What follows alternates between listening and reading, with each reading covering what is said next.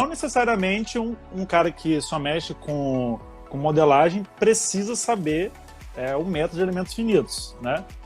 É verdade, porque o elementos finitos ele tem alguns aspectos delicados, né?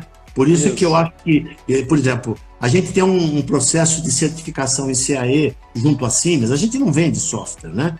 Mas a Siemens apoia isso porque ela quer que use bem os softwares dela. Até algumas pessoas publicaram recentemente, fiquei muito feliz aí, porque eles estão, né, valorizando. O que eu quero dizer é o seguinte, o cara que vai se meter com elementos finitos, se ele sabe bem projeto, não existe imersão, não existe fórmula mágica, né? Vamos ver tudo, teoria, software, e em 2 semanas eu te preparo para isso e você já sai por aí fazendo o projeto. Não faça isso, pelo amor de Deus, né? Eu peço pelo bem, né? Porque não existe ferramenta mágica. Na vida não tem atalho, é caminho, né? E os próprios alunos acho que estão começando a absorver esse tipo de questão, né? Até hoje apareceu uma outra pessoa que terminou o curso, o Luciano, lá de Santa Catarina, hoje o Igor, né? Que foram alunos, fizeram os 5 cursos, né? Mas eles, no final, o relato deles é que eles precisam conhecer a teoria, né? Precisam conhecer a teoria, precisam conhecer o método. É claro que quando ele vai entrar no mundo do CAE, nós estamos falando de teoria da elasticidade, nós estamos falando de placa, casca, nós estamos falando da teoria de viga, nós estamos falando dos comportamentos mecânicos da mecânica estrutural, comportamento físico. Então a pessoa tem que saber isso, né? Até é interessante esse negócio que você mencionou, porque tem muitos softwares do chamado software express, né? Eu vou dar um exemplo concreto. Às vezes o cara pega um software express, eu não tenho nada contra isso, mas eu acho que é o seguinte, ele precisa ser usado dentro do contexto. Às vezes o projetista na sala dele, ele manuseia um software express, o suporte do motor, vamos supor que você tenha 4 suportes ali no powertrain. O conjunto pesa 2.000 quilos, vamos supor, né?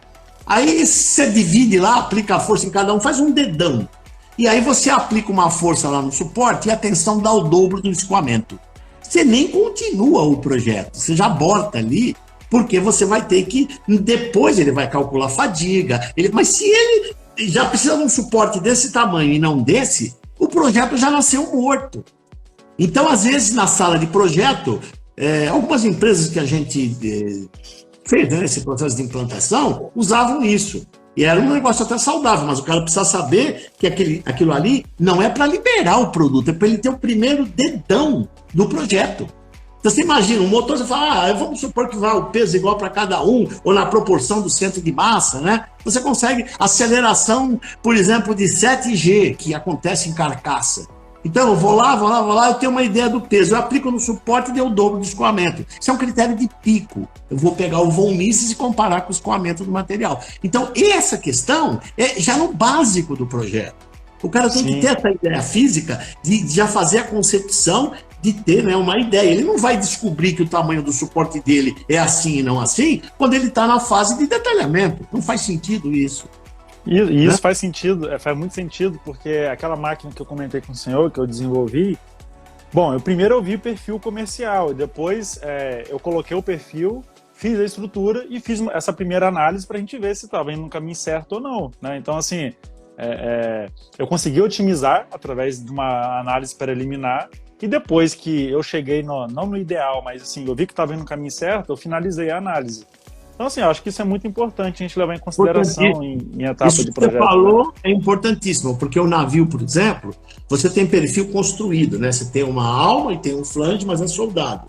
Mas tem perfil comercial. Eu tenho desde 1970 e antigamente lá, um caderninho que eu montei, né? Até o pessoal do Liceu olha e fala assim, pô, eu vou tirar um xerox para você desse caderninho, que eu já tirei de pedaços, que tem todos os perfis comerciais, as chapas comerciais que eu uso no navio.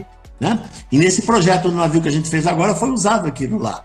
Então você tem que ter uma noção, né? O cara não vai projetar um navio, né? Há situações que é diferente, por isso que é o levantamento de necessidades e você conhecer o objetivo do projeto. Aquele sistema tático que tem lá no meu livro, aquelas pontes de alumínio de 2 milímetros de espessura que levam um caminhão de 21 toneladas, os perfis são estudados. E aí você tem condição de colocar um perfil que esteja no limite da extrusão. Eu até lembro de uma passagem interessante. Quando nós começamos a fazer aquele projeto, eu era o responsável pelo projeto, né? E aquele projeto trabalhou o professor Lebedev, né? aquele cientista ucraniano, né? Que eu tenho. Qualquer coisa que eu faço na minha vida, eu agradeço a ele. Ele sempre chegava para mim, né? Porque ele veio para o Brasil com idade. Aí ele falava para mim, Abeline, eu der grátis minha experiência para você. Pode falar, eu estou anotando. Você precisa saber teoria. Se você não sabe teoria, antes de pular na casa, pula na igreja e muito reza. E aí, quando teve esse projeto, só tinha uma ponte daquela no Brasil, que era feita pelo americano, que estava lá na Academia Militar de Agulhas Negras. Aí eu cheguei lá, fiquei 2 semanas com aquela maquininha de ultrassom, medindo o sistema do americano. Ah, você estava chupando o projeto? Não, porque o que ele fez a gente não fazia no Brasil. Ele usava um alumínio 7075, e quando você extruda o perfil, ele tem um negócio chamado DCC, diâmetro do círculo circunscrito, que no máximo o que fazia no Brasil era 300. O perfil do americano era maior. A gente usou um alumínio B51S que tinha escoamento 26, quilo por milímetro quadrado, era mais que um aço A36. Aí eu fiquei lá 2 semanas, né? Aí fiquei medindo, analisei o sistema. O nosso sistema é totalmente diferente, né? E é tudo montado a braço, aquilo lá. Eu lembro de uma passagem que eu estava lá tranquilamente, né? Na beira do rio, porque depois que o projeto foi feito, eu fiquei 1 mês na beira do rio colando o gauge, junto com o pessoal do IPT, né? Para poder fazer os testes de entrada. E só teve um protótipo, essa é a grande vantagem do cálculo. Você não fica fazendo protótipo aí, um atrás do outro, né? O protótipo é para certificar o que você fez, não é para ver se o modelo, para calibrar o modelo. Não existe isso. A não ser que o cara não saiba a teoria. Assim, eu vou fazer experimental para calibrar o... Às vezes eu ouço isso, eu tenho vontade de soltar um cupim em cima dos caras. Eu falo, cupim, se prepara. Até ontem eu fiz uma live lá com o pessoal do Sul, eu falei, o cachorro aqui, tá uma foto que ele tá pegando na minha mão, eu falei assim, e aí, chefe, posso atacar? Porque eu falei, eu tô ouvindo os negócios que eu não tô ouvindo, né? E aí o soldado chegou pra mim e falou assim, né? O rapazinho falou assim, o que você tá fazendo aí? Eu olhei pra ele e falei assim, análise e observação de sistemas existentes.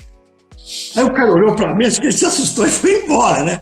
Falei, pô, cara curioso, eu tava lá medindo o bote da Americana que eu tinha que fazer um projeto com alumínio nacional, e depois foi feito para todas as unidades do Brasil, porque lá usa na defesa civil.